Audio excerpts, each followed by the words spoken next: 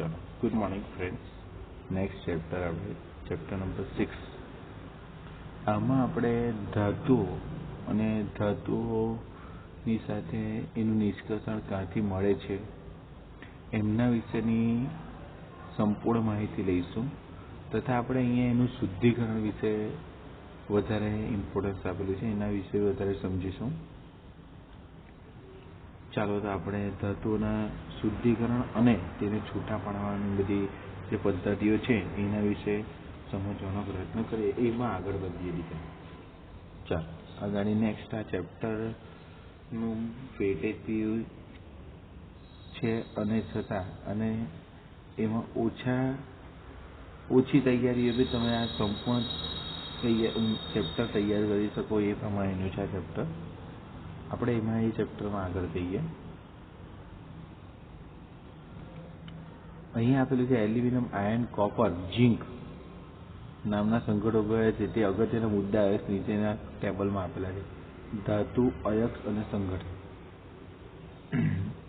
આગળ હવે aluminium, bauxite, બરાબર। એલ્યુમિનિયમની જે કાચી ધાતુઓ કહેવાય છે બોક્સાઇટ, ક્રિયોનિલાઇટ માટીના સ્વરૂપે, બરાબર। તો એમાં Al2OX OH3 2X ને Al2OH4 Si2O5, બરાબર। આ પ્રકારની બે કાચી ધાતુઓ છે। પછી આયન, આયનમાં hematite, magnetite, siderite, Fe2O3 Fe2O4 ને FeCO3 આ બધી ધાતુઓ છે ને તે દીકરા MCQ માટે ઇમ્પોર્ટન્ટ। આપણે આયન પાયરાઇટ, બરાબર, 4 છે, Fe2H2, એટલે જો તમે કેવું તો એવું કહી શકાય દીકરા કે ઓક્સાઇડ વાળી બે છે, પછી આ એરિયા કાર્બોનેટ વાળી છે ને આ કઈ છે દીકરા સલ્ફાઇડ વાળી।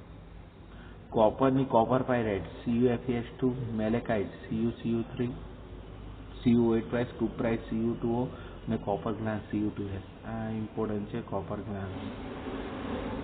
આગળ ઝીંક ગ્લેન્ડ ZnS, પછી સ્ફાલેરાઇટ, બરાબર, કેલેમાઇટ, કેલેમાઇટમાં ZnCO3 ને જીકાઇટમાં છે કઈ છે દીકરા ZnO। આટલી આપણને કાચી ધાતુઓ આપેલી છે। આગળ એના પછી નેક્સ્ટ ક્વેશ્ચન પર, પૃથ્વીના પોપડામાં એલ્યુમિનિયમની પ્રચુરતા અને મુખ્ય ખનિજો વિશે લખો અને પૃથ્વીના પોપડામાં બીજા સ્થાને મળતું તત્વ કયું છે? પૃથ્વીના પોપડામાં જુદા જુદા તત્વોની પ્રચુરતા અલગ અલગ છે ભાઈ, બરાબર છે। તેમાં એલ્યુમિનિયમ ધાતુમાં ખૂબ જ વિપુલ પ્રમાણમાં મળી આવતી ધાતુ પૃથ્વીના પોપડામાં એલ્યુમિનિયમ ધાતુની પ્રચુરતા સૌથી વધારે છે। પૃથ્વીના પોપડામાં મળતા તત્વોમાં એલ્યુમિનિયમનું સ્થાન પ્રચુરતાની દ્રષ્ટિએ કયું છે દીકરા? ત્રીજું। એટલે પ્રચુરતા એટલે દીકરા પ્રમાણ, જે વજનથી લગભગ 8.3% જેટલું છે ને એલ્યુમિનિયમનો મુખ્ય ઘટક કયું છે? અબરખ અને માટી છે। કેટલીક જેમસ્ટોન Al2O3 આ અશુદ્ધિઓ સ્વરૂપે આપણને આપેલી છે। ઉદાહરણ તરીકે માણેકમાં Cr ની અશુદ્ધિઓ છે, ક્રોમિયમ, બરાબર, રૂબી, આ MCQમાં કામનું છે। ને નીલમમાં કોની છે દીકરા? કોબાલ્ટ છે। આ બંને દીકરા મોસ્ટ ટાઈમ કે છે ફોર MCQ। આગળ પૃથ્વીના પોપડામાં સૌથી વધુ પ્રમાણમાં મળી આવતી ધાતુ તરીકે બીજા સ્થાને કોણ છે દીકરા? લોખંડ, આયર્ન, જે ઘણા બધા ક્ષેત્રોનું બનાવે છે અને તેમના વિવિધ ઉપયોગો તેને ખૂબ જ અગત્યના તત્વોનું સ્થાન આપે છે, જે જૈવિક પ્રણાલીઓમાં આવશ્યક તત્વોનું એક છે, બરાબર। એના પછી આગળ જઈ ગયું નેક્સ્ટ ક્વેશ્ચનમાં। હવે આપણે આ 4 શબ્દ વધારે સમજીએ। ખનિજ, અયસ્ક, ધાતુ કર્મવિધિ અને ગેગ, આ 4 શબ્દથી આપણે પરિચિત કરીશું, મોસ્ટ ઇમ્પોર્ટન્ટ છે। આગળ જઈએ, પહેલું તમને આપેલું છે ખનિજ, જે કુદરતમાં મળી આવતા પદાર્થો જે પૃથ્વીના પોપડામાં મળી આવે છે તેનું ખનન કરી શકાય છે। ખનિજ એટલે શું? ખનન એટલે આપણે ખોદીને એમાંથી કાઢી શકીએ છીએ। અયસ્ક એટલે કાચી ધાતુ, પૃથ્વીના પોપડામાંથી મળી આવતી ખનિજનો અમુક ખનિજોને ધાતુના શોધનો ઉપયોગ કરી શકાય છે અને આ ખનિજ અયસ્ક એટલે ઓળ તરીકે ઓળખાય છે।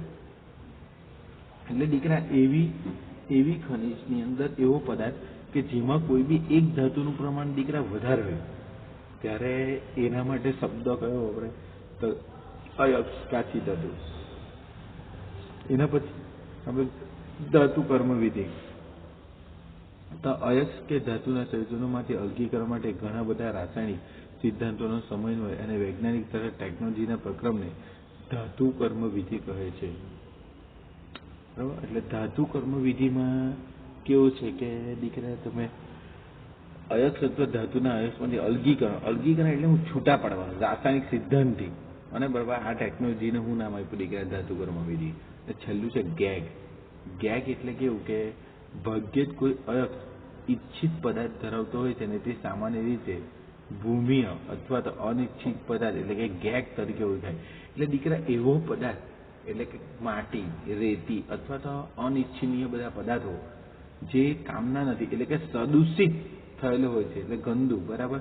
તો તેના માટે કયો શબ્દ વપરાય છે? ગેગ. બરાબર. એ માટે વપરાય છે ગેગ.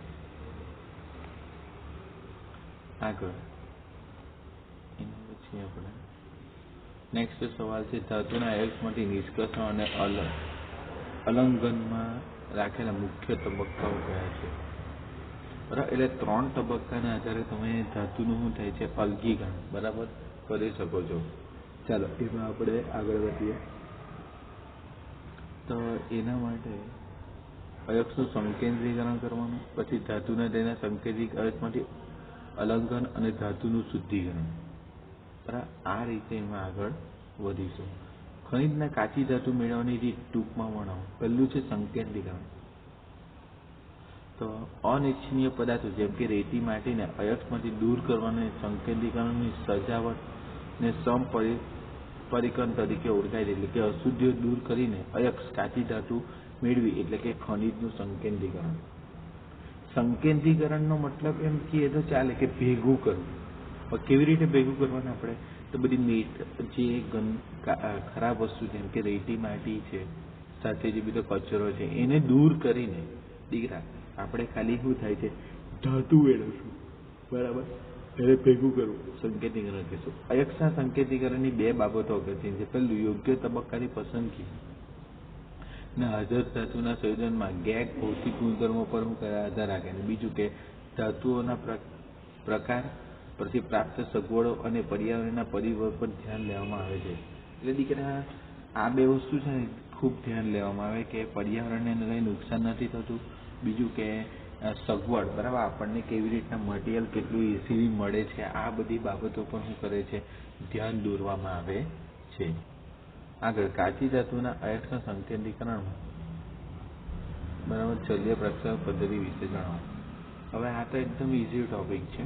આગળ સિદ્ધાંત. આ પદ્ધતિ અયસ્કની ગેગ કણોની વિશિષ્ટ ઘનતાના તફાવતના આધારે આધારિત છે. આથી આ રીતે સાપેક્ષ ઘનતા અલગીકરણ પણ કરી શકાય.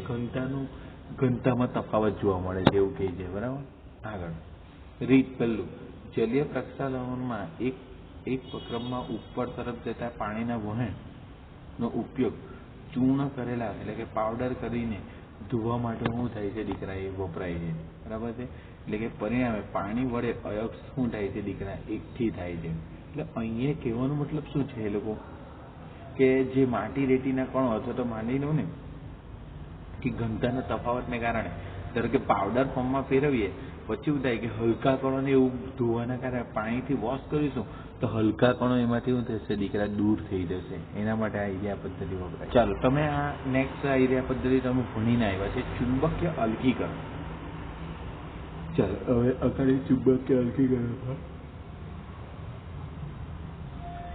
અલગીકરણ વિશે વિગતે સમજાવો. સિદ્ધાંત. આ અયસ્ક સંયોજનના ચુંબકીય ગુણધર્મો તફાવતને આધારિત છે. અયસ્ક અથવા તો ગેગ આ 2 માંથી એક જો ચુંબકીય ક્ષેત્ર વડે આકર્ષિત થવાને માટે સક્ષમ હોય તો આવું અલગીકરણ કરવામાં આવે છે. હવે ઝીણે દરેલો અયસ્ક એટલે કે ઝીણી દરેલી કાચી ધાતુ છે. એમાં અહીંયા એક રોલર આપેલું છે બરાબર 2 ને એક બાજુ ચુંબક અહીંયા છે. એના લીધે શું થાય છે કે ચુંબકીય રોલરના કારણે ચુંબકીય કણો એટલે કે જે એટલે કે જે લોખંડની કાચી ધાતુ વાળા હશે ને તે અહીંયા આપણને એક બાજુ અહીંયા જોવા મળશે અને લોખંડની કાચી ધાતુ સિવાયની છે તે સામેની બાજુ પડશે. ચાલો એના વિશે ડિટેલમાં જોઈએ. આકૃતિમાં દર્શાવ્યા પ્રમાણે ઝીણી દરેલી અયસ્કની એક ચુંબકીય રોલરની ઉપર મૂકવામાં આવે છે અને ચુંબકીય ક્ષેત્ર લાગુ પાડવામાં આવે છે. દરેક અયસ્કને ચુંબકીય રોલર પર ફરતા કન્વેટર બેલ પર પાડવા દેવામાં આવે છે, બરાબર. એટલે એના પર પાડવા દઈએ તો આપણને એક્ઝેક્ટલી ખબર પેલું ચુંબક સાથે આકર્ષાઈને બીજી બાજુ પડી જશે. પરિણામ, ચુંબકીય આકર્ષણ ધરાવતા ઘટકો રોલરની તરફ ખેંચાયેલા છે અને બિન ચુંબકીય ઘટકો આકર્ષણ પામતા નથી, તે રોલરથી દૂર જાય છે. અને શું થાય છે? અલગીકરણ. અલગીકરણ એટલે શું થાય છે દીકરા? તો કે છૂટું પડે છે, બરાબર છે. આગળ આ મોસ્ટ એમપી આપણે ઓલરેડી એક વખત અગાડી જોઈ ગયા છે ને આગલા ધોરણોમાં, ફી ઉપલાવન પદ્ધતિ. અહીંયા થોડુંક બદલીને આપણને સમજાવવાનો પ્રયત્ન કરેલો છે, આપણે પણ સમજવાનો પ્રયત્ન કરીએ. આગળ એમાં ફી ઉપલાવન પદ્ધતિ વિશે નોંધ લખો. સલ્ફાઇડયુક્ત અયસ્કને પાઇન ઓઇલ વડે ભીંજવીને બાકીની કાચી ધાતુને ગેગના પાણીથી ભીંજાય છે. હવે સલ્ફાઇડયુક્ત કાચી ધાતુનો પાવડર બનાવો, એને દીકરી અંદર પાઇન ઓઇલ નાખો. સલ્ફાઇડયુક્ત અયસ્ક હવા ફીણથી ઉપરના ભાગમાં આવે છે. હવે થાય શું છે? તમે કન્વેટર બેલ એટલે કે ઘૂમતું પેન્ડલ ફેરવો એટલે ફીણ ઉત્પન્ન થાય દીકરા. અયસ્કનો માવો, તેલ આવી રીતે અંદર નાખવાનું છે આપણે. રીટ સલ્ફાઇડયુક્ત અયસ્કના પાવડરને પાણી સાથેનું નિલંબન કરવામાં આવે છે, એટલે અંદર નાખવામાં આવે છે.